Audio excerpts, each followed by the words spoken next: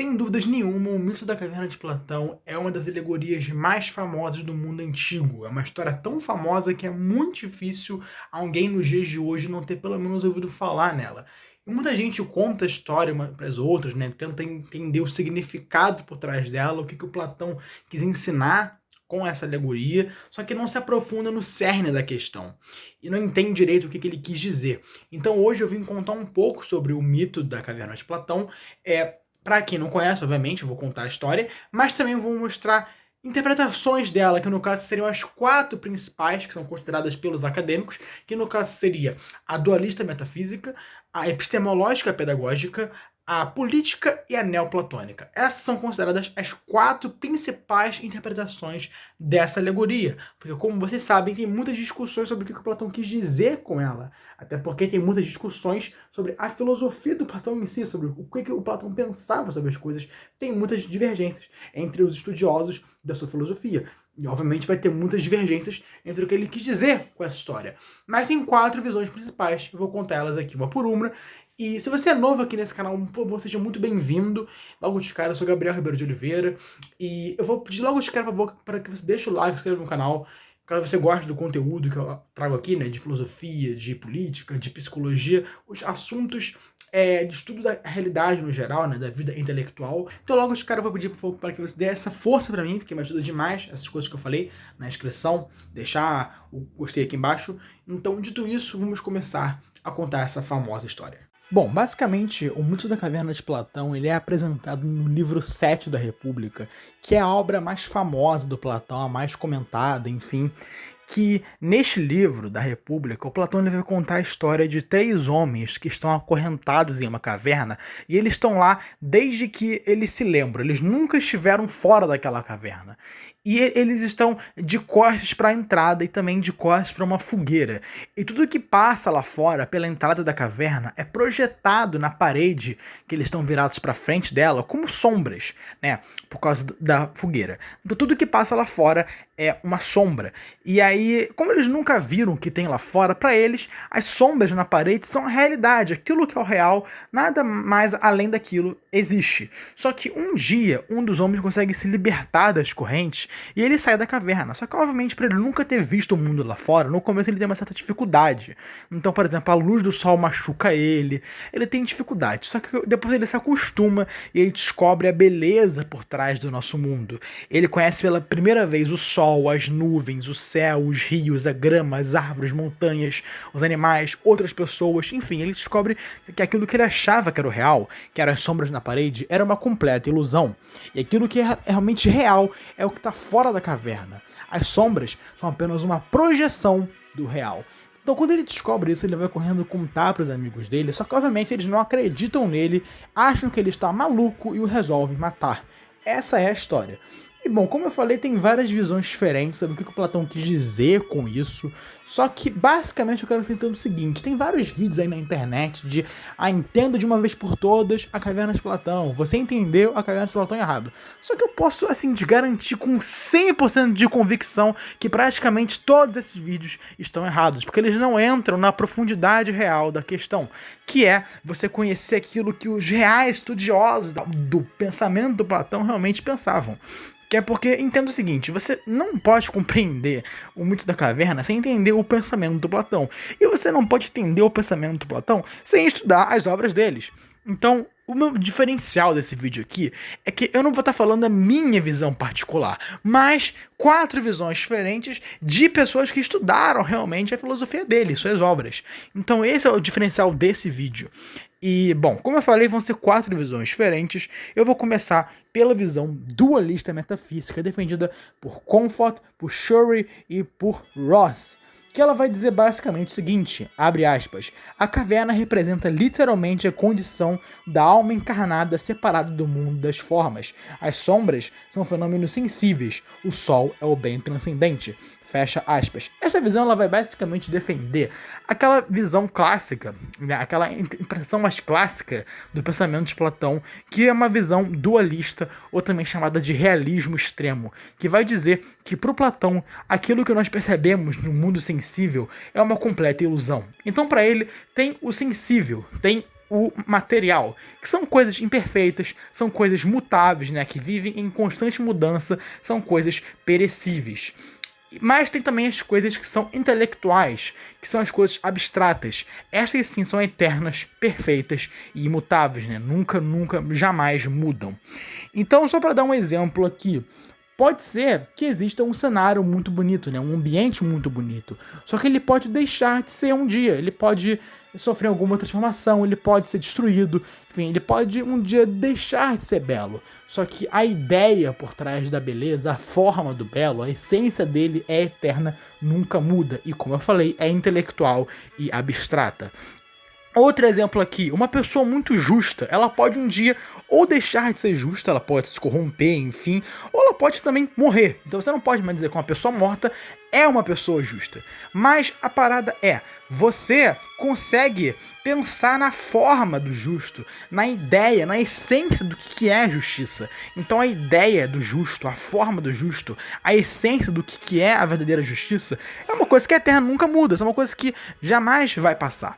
Então, aquilo que são as coisas particulares, que é o que ele chama, são as coisas sensíveis, essas coisas podem mudar. Agora, as coisas que são eternas e intelectuais, que são as ideias, as formas, elas nunca mudam. Então, esse aqui é um resumo bem resumido para vocês compreenderem um pouco melhor essa visão, que ela vai dizer que nós literalmente estamos vivendo uma espécie de Matrix, uma espécie de ilusão, que no caso é o mundo sensível, o que ele chama de receptáculo, né? Se você quer conhecer as coisas através dos sentidos, através do sensível, do material, pode esquecer que na visão platônica você nunca vai conseguir tirar conhecimento de nada pelos sentidos, até porque a definição de conhecimento do Platão é crença verdadeira justificada, e você não pode justificar algo, nem crer no verdadeiro pelos sentidos. Você só pode conhecer aquilo que é verdadeiro e você só pode justificar a sua crença unicamente pelo intelecto. É só assim que, para o Platão, você pode conhecer as coisas. Então, para ele, a grande ilusão que é o nosso mundo são as pessoas, a grande maioria das pessoas acreditarem que este mundo aqui é o real, mas ele é uma sombra do real. Porque, só para dar outro exemplo aqui, podem existir vários cavalos, só que só vão existir uma ideia, uma essência, uma forma do que é o cavalo. Pode existir várias coisas belas, só que só existe uma ideia, uma forma eterna do que é a beleza.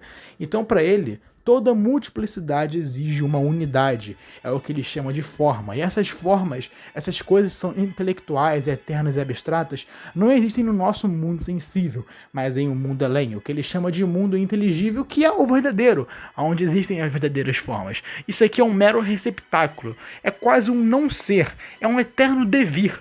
Então, para a gente conhecer o real mundo, nós temos que nos separar do sensível, nós temos que nos afastar do sensível e do material e temos que unicamente nos refugiar no intelecto, naquilo que é realmente eterno, que é pelo conhecimento das formas e a contemplação delas.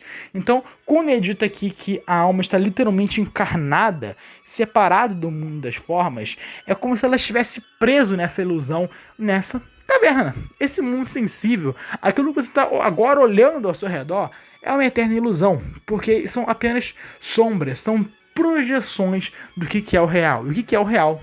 As formas, as ideias. Isso que é o real para Platão. Então a forma de você sair da caverna é você realmente conhecer as formas pelo que elas realmente são, que é pela filosofia. É isso que para ele é sair da caverna, e é isso que também é estar na caverna, é você achar que o sensível é real, e como sair dela é você se desvincular dos sentidos e do sensível como um todo. Essa é a visão, que no caso é chamada de dualista metafísica. A outra visão é a epistemológica pedagógica, defendida pela Julia Annas, que ela vai dizer o seguinte, abre aspas, a alegoria descreve o processo educacional de transformação da orientação da alma. A saída não descreve uma cosmologia, mas uma ética da vida filosófica, fecha aspas. E essa visão ela vai se diferenciar porque ela não vai estar falando especialmente da doutrina das formas do Platão como a outra. Ela vai dizer que o Platão quis dizer com estar numa caverna e sair dela é você literalmente estar preso na ignorância e no egoísmo e você sair dessa ignorância e desse egoísmo através da filosofia e da prática das virtudes.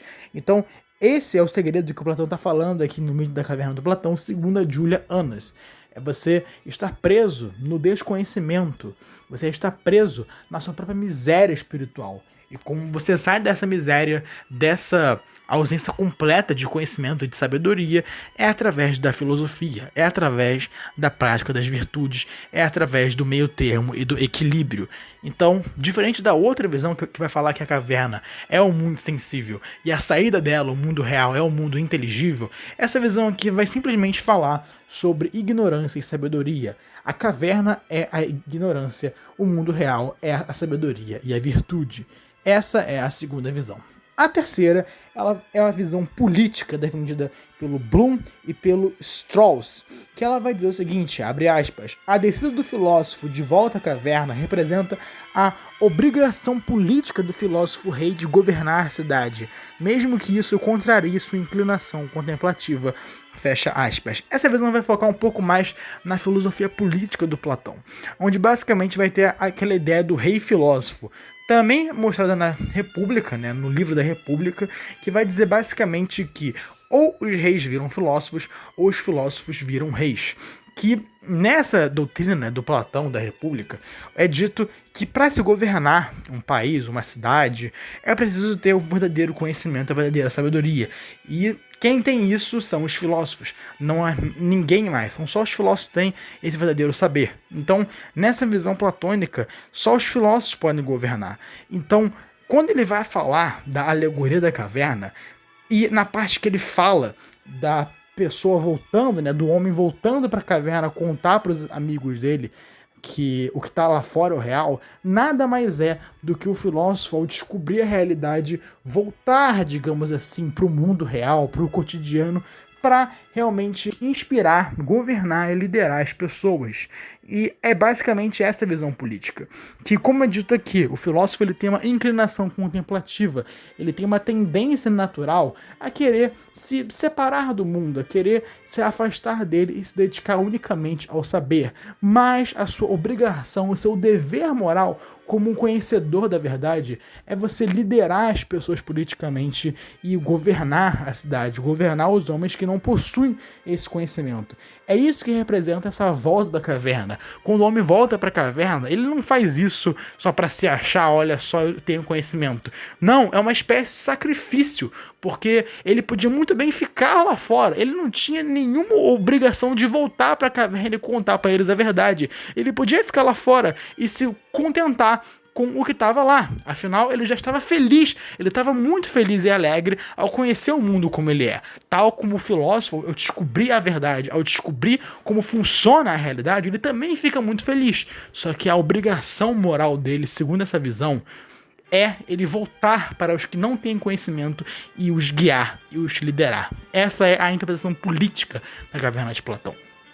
E a quarta visão, que no caso também é a última que eu vou falar aqui, é a visão neoplatônica, que foi representada por Plotino, né? Que vai dizer o seguinte, abre aspas, o Sol é o uno que ultrapassa o ser, e a ascensão não é apenas intelectual.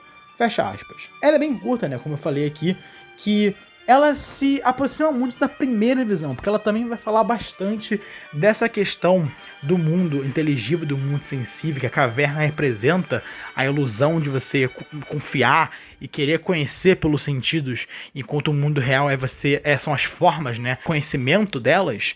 Essa visão também vai se aproximar muito dessa primeira, só que diferente dela, ela vai falar que essa saída da caverna não é só uma saída intelectual, mas é também espiritual. Na outra visão, como eu falei do dualista metafísica, vai focar muito numa visão mais clássica de que a saída da caverna ela se dá unicamente pelo intelecto. Mas na visão neoplatônica do Plotino também vai ter um foco muito grande na ascese, na espiritualidade, na mística. Vai ter esse foco na transformação espiritual e realmente santidade da alma. Então, uma foca exclusivamente no aspecto intelectual, no aspecto do conhecimento.